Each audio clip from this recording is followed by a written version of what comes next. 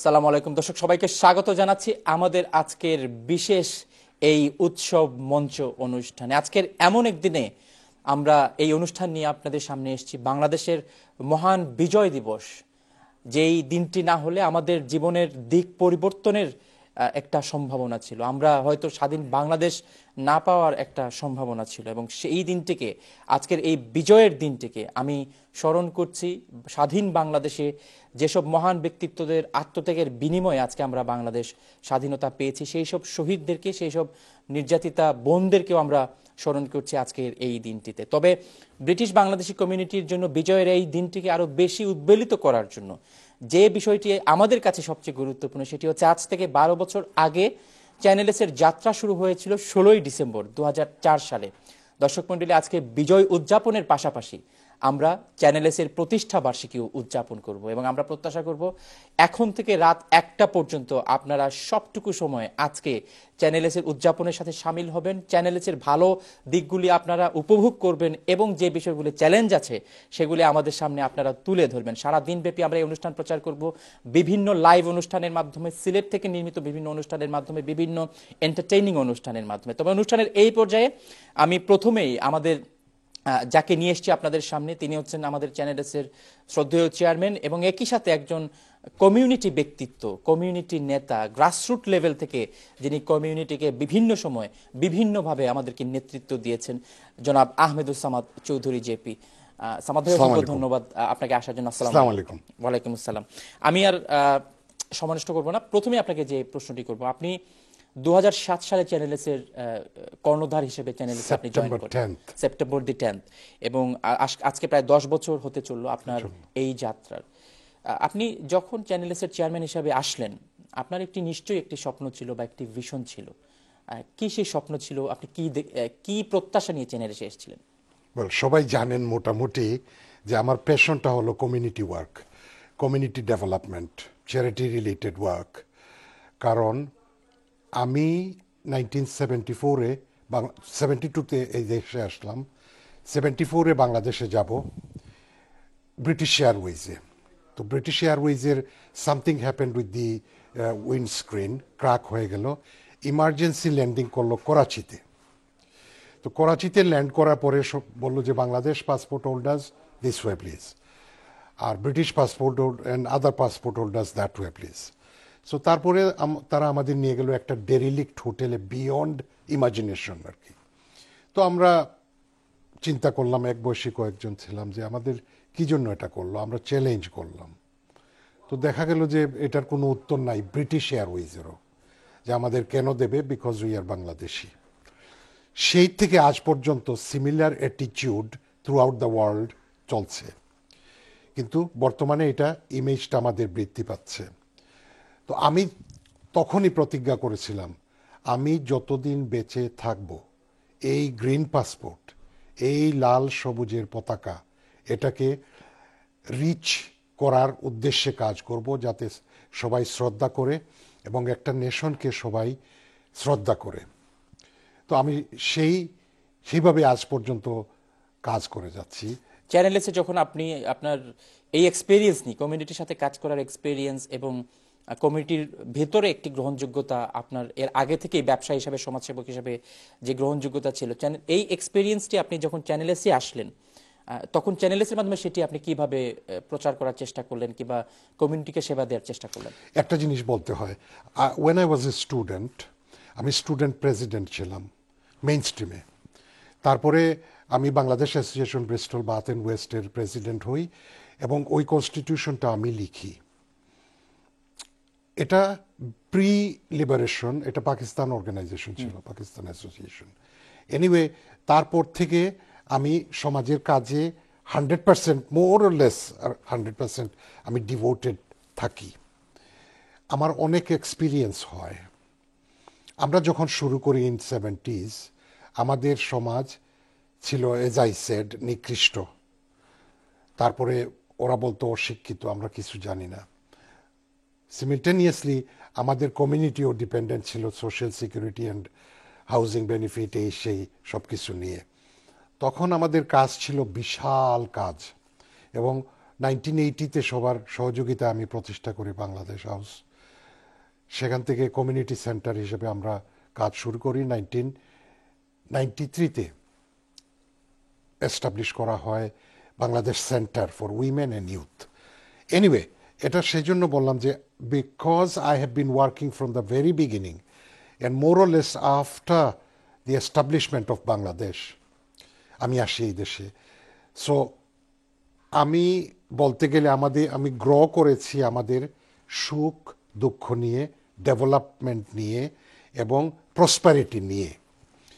তো আমার সেই ভাস্ট এক্সপিরিয়েন্স আমি যেটা বলবো আমি কাজে লাগাতে পেরেছি, বা উদ্দেশ্য ছিল যে আমার একটা বিগার প্ল্যাটফর্ম পাবো চ্যানেল এস এর সাথে জড়িত হলে। Channel S is a community channel, এবং সেই জন্য আমি কিছু ব্যতিক্রমধর্মী কাজ করি, আজও করছি।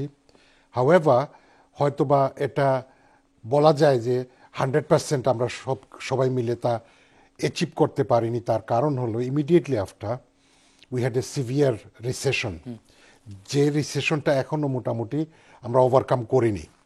তারপরে ধরেন এখন আর একটা সমস্যা হলো যে ব্রেক্সিট নিয়ে আমাদের কি হবে, সেটাও একটা সমস্যা। কিন্তু because we are a community channel, আর বিকজ আমাদের এখানে যারা আছে ইয়াং ডেডিকেটেড পিপুল, তারা নিজের দেশের নিজের কমিউনিটির স্বার্থে কাজ করা তাদের প্রধান উদ্দেশ্য, সেই জন্য আমরা চালিয়ে যাচ্ছি।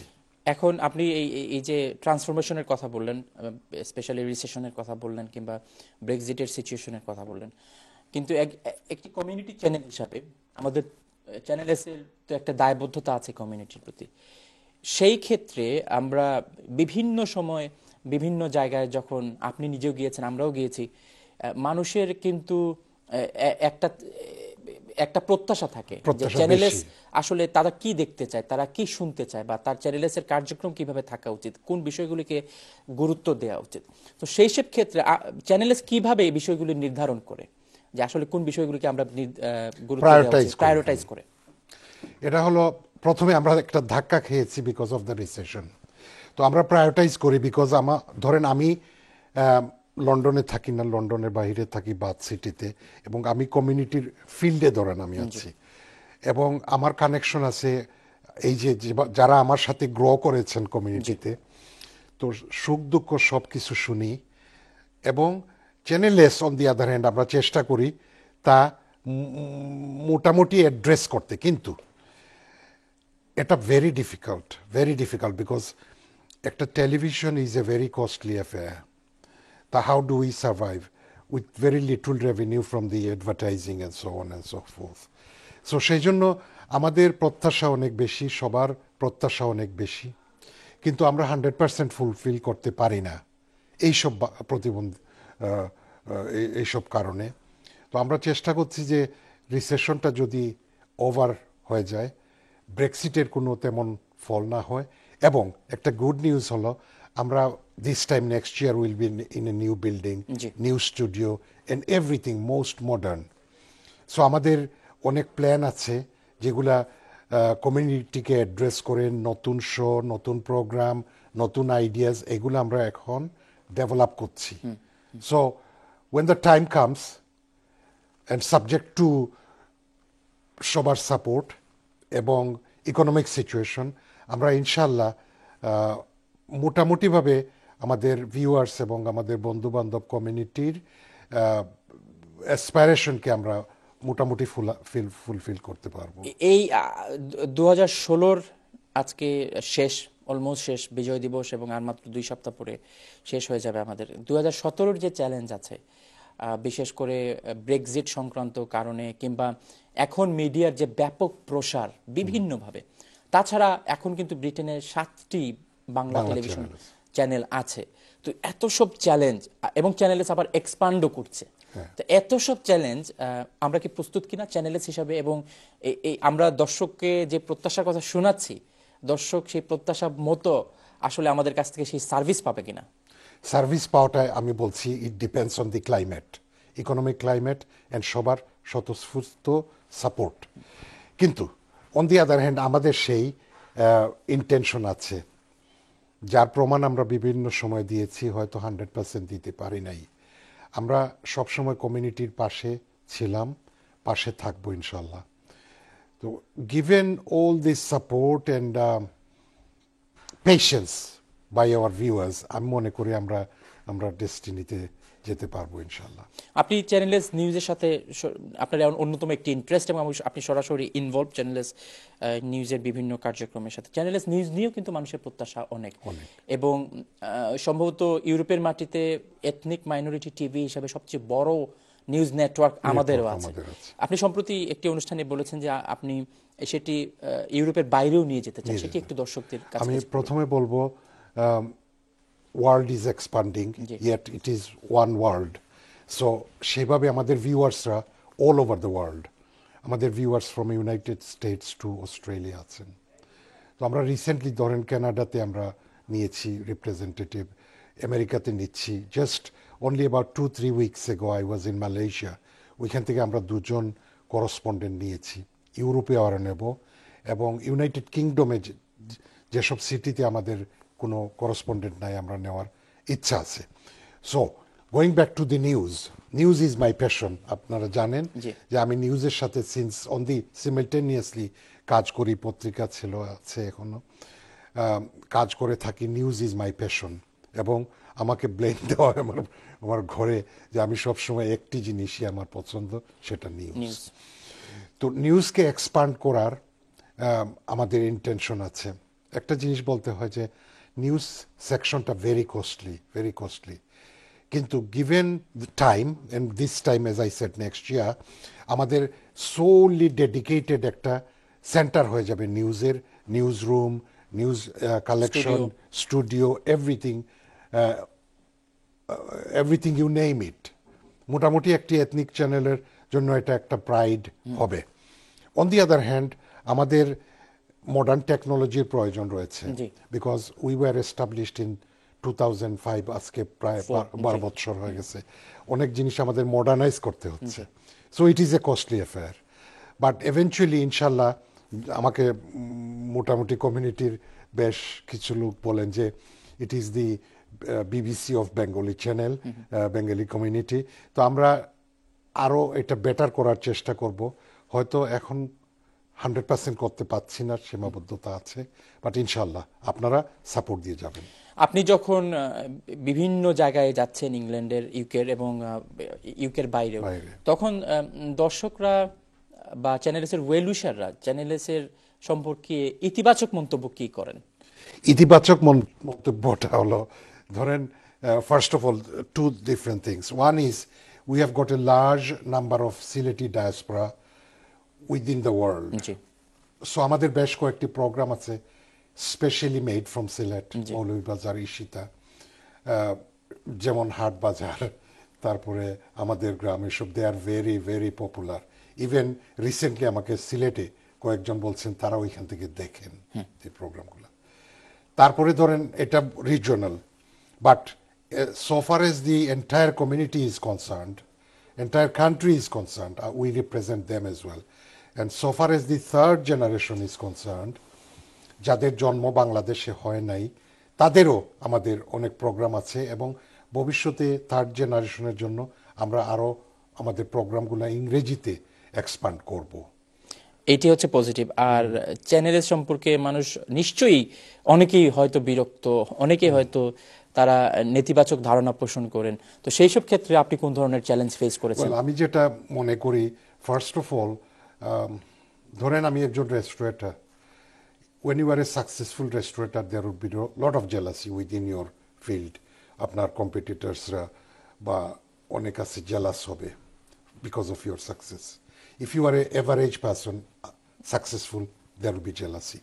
Channel S এর popularity is extremely high, so সেই জন্য of course jealousy থাকবে. On the other hand, যেটাকে আমি ব্লেম দিতে চাই না, যেটা ব্লেম হিসাবে ধরতে পারি না, ধরেন আমাদের কমিউনিটির এক্সপেকটেশন আমাদের উপর অনেক বেশি, কিন্তু আমরা সবসময় তো দিতে পারছি না। সো সেই জন্য অনেক সময় সেটা নেগেটিভ হিসাবে যায়। কিন্তু আমার মনে হয় যে সবাই যদি এটা বুঝেন যে এটা একটা non profit making organisation, it is very difficult to survive, আর সবাই যদি আমাদের সাথে থাকেন, আর ইকোনমিক ক্লাইমেট চেঞ্জ হয়, আমাদের একটা মরাল বুস্ট হবে নতুন বিল্ডিংয়ে গেলে, তখন ইনশাল্লাহ অনেক কিছু আমরা পূরণ করতে পারবো। Recently just we had a আমাদের করসপন্ডেন্টদের ওয়ার্কশপ জি। তো ওইখানে আমরা ওনারা সাজেস্ট করেছেন যে there would be a channels viewers forum everywhere. জি। সো আমি সবাইকে বলবো আপনারা শুধু করসপন্ডেন্ট না, যারা আছেন ইউরোপ এবং বিশ্বের বিভিন্ন দেশে, আপনারা চ্যানেলস ভিউয়ার্স ফোরাম করেন, যার ফলে আপনাদের সাথে আমরা সরাসরি যোগাযোগ রাখতে পারবো, আপনাদের সাজেশন নিতে পারবো। আপনাদের সাথে যারা আছেন তারা আমাদের সাজেশন দিতে পারবেন টু মেক থিংস বেটার। অসংখ্য ধন্যবাদ সামাদ ভাই। এই ভিউয়ার্সদের সাথে যোগাযোগের ক্ষেত্রে আমরা বিভিন্ন অনুষ্ঠানের মাধ্যমে চ্যানেলে চেষ্টা করে থাকি যে সরাসরি যেন ভিউয়ার্সদের সাথে আমাদের ইন্টারাকশনটা হয়, আইডিয়াসগুলি শেয়ার হয়, কিংবা তাদের প্রত্যাশা অথবা তাদের হতাশা সবগুলি যেন আমাদের সাথে শেয়ার করেন। তবে আবার যদি একই বিষয়ে আসি, একই বিষয়গুলি কিন্তু অন্যান্য আমাদের যারা কম্পিটিটর বা সহজ টেলিভিশন চ্যানেল যারা আছে তারাও কিন্তু করছেন। চ্যানেলের ব্যবধানটি কোথায়, চ্যানেলের পার্থক্যটি কোথায়? পার্থক্যটা হলো যে it is a British Bangladeshi channel, number one. Number two হলো দি ট্র্যাক রেকর্ড। জি। আমরা প্রতিটা ক্ষেত্রে ভূমিকা রেখেছি। যেমন ধরেন আমাদের যে ফসল হয়েছে বাঙালি এমপি, আমরা একটা বিশেষ অবদান রয়েছে। তারপরে ধরেন অনেক ক্ষেত্রে ক্রস রেলের স্টেশন করার ব্রিক লেনে, এটা ক্ষুদিলা আমরা ভূমিকা রেখেছি। সিমিলটেনিয়াসলি আমাদের এডুকেশন সেক্টর থেকে শুরু করে যখনই when there is a problem we cry out and we cry out loud. So আমার মনে হয় যে আমাদের ভিউয়ার্স বা বন্ধু বান্ধব কমিউনিটি পিপুল যারা আছেন তাদের মোটামুটি একটা আস্থা আছে because of our track record, এবং ইনশাল্লাহ আমরা যদি এসব মেনটেন করে যেতে পারি, then I think we can provide lot better things, programs, etc. to the viewers in the community. আপনার কাছে আমরা 12 বছর পার করেছি, বছরের হিসাবে একটি হয়তো একটি মাইলস্টোন, কিন্তু এই আগামী 12 বছর পৃথিবীতে যে পরিবর্তনগুলি আসবে, টেকনোলজিতে যে ডেভেলপমেন্টগুলি আসবে, মানুষের এন্টারটেইনিং নেচারের যে পরিবর্তনগুলি আসবে, চ্যানেলস সেই চেঞ্জেসগুলি কোপ করতে কতটুকু প্রস্তুতি নিচ্ছে এবং কোন ধরনের ডাইমেনশনের দিকে চ্যানেলস তার আগামী ভবিষ্যৎগুলি নির্ধারণ করবে? আমার মনে হয় success behind any organisation, business বা যে কোনো জিনিস, সেটাতে প্রি প্ল্যানিং লাগে। Pre planning is very important, এবং আমরা প্রস্তুত হচ্ছি।